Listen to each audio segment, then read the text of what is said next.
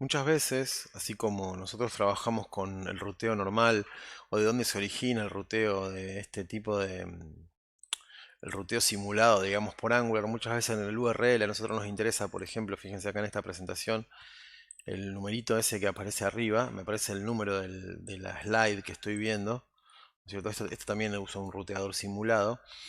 Pero es muy común que nosotros queramos que en el URL haya algunos parámetros, algunas cuestiones parametrizables que queramos pasar al componente, lo cual nos va a permitir eh, parametrizar ese componente y mostrar una u otra cosa. Por ejemplo, nosotros si estuviéramos haciendo un formulario que nos permite editar un usuario, puede ser que nosotros acá le queramos pasar el user ID para que si la persona copia y pegue ese link, si recarga la página, cualquier otra cosa, nuestra página siga funcionando.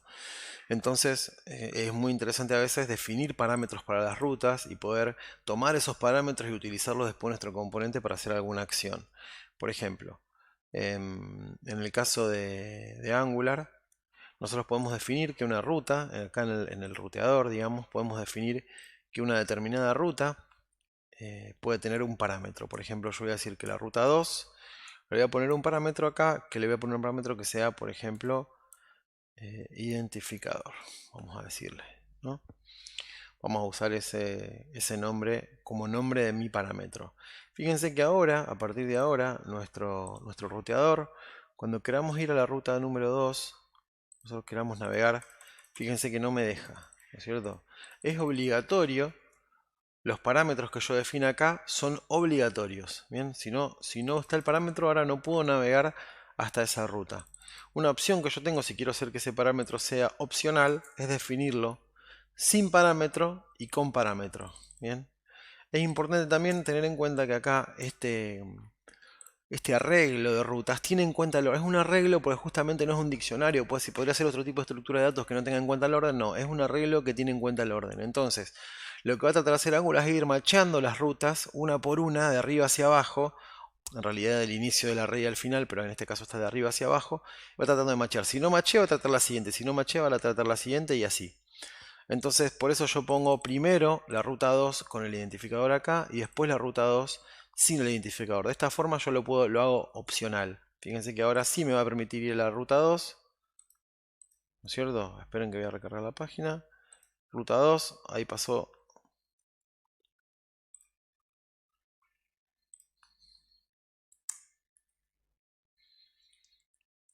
Fíjense, a ver, vamos a ver ahora.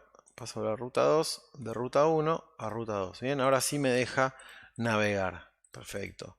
¿Por qué?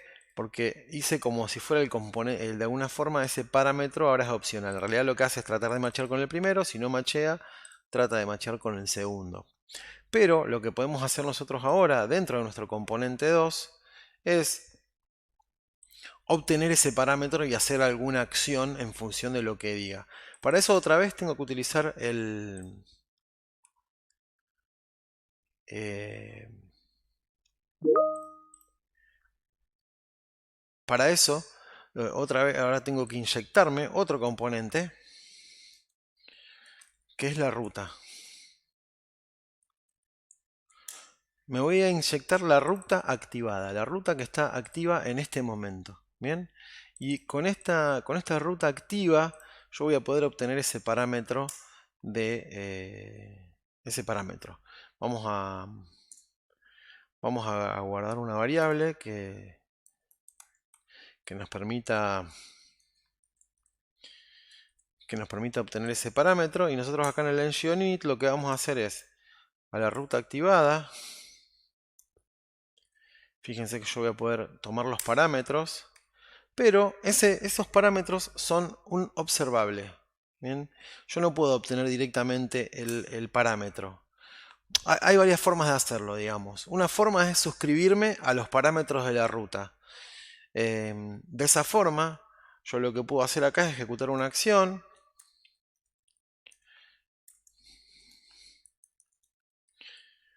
que lo que me va a permitir es obtener esos parámetros. Entonces yo voy a decir que el identificador va a ser igual a los parámetros punto identificador.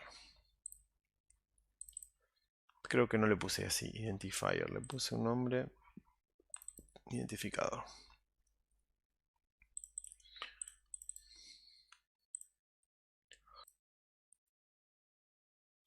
Entonces vamos a mostrarlo. Fíjense, acá no tengo ningún identificador seteado. Si yo seteo un identificador determinado, me lo va a mostrar acá abajo. Bien. Entonces yo ahí puedo cambiar cuál es el identificador que se está mostrando. Y en este caso, si bien le puse nada, lo que va a hacer es suscribirse y como no hay ningún identificador, me va a pasar un parámetro nulo y eso es lo que yo estoy mostrando ahí abajo. Bien. Entonces, de esta manera, utilizando, vamos a recapitular un poquito. Utilizando, por un lado, defino en la ruta cuál es el parámetro que yo quiero pasar. Bien, esta es una forma de definirlos en el URL, no a través de query string. Después vamos a ver cómo se puede hacer a través de query string, que yo también lo puedo hacer. Después, una vez definido el parámetro que voy a utilizar, dentro del componente que es el destinatario, puedo inyectar la ruta activa en este momento y suscribirme a esos parámetros. Otra opción que yo tengo, que no incluye la suscripción, aunque la suscripción es la forma recomendada porque puede ser que al variar esos parámetros el sistema del ruteador me emita nuevamente el parámetro. Yo puedo también acceder de otra manera, que es utilizando lo que se llama el snapshot. Entonces acá lo que puedo hacer es decir así, this route.snapshot. Y acá voy a obtener los parámetros. Fíjense que a los efectos prácticos va a ser lo mismo. Yo voy a la ruta 2 y acá voy a poner cualquier cosa. Fíjense que a los efectos prácticos es lo mismo, pero hay una diferencia en el sentido de que puede ser que el sistema ante determinados eventos de navegación, en los cuales yo vaya y venga, no se vuelva a crear el componente y el snapshot este quede desactualizado. Entonces siempre es recomendable utilizar la suscripción para hacer una página más reactiva y que reaccione mejor ante determinados cambios.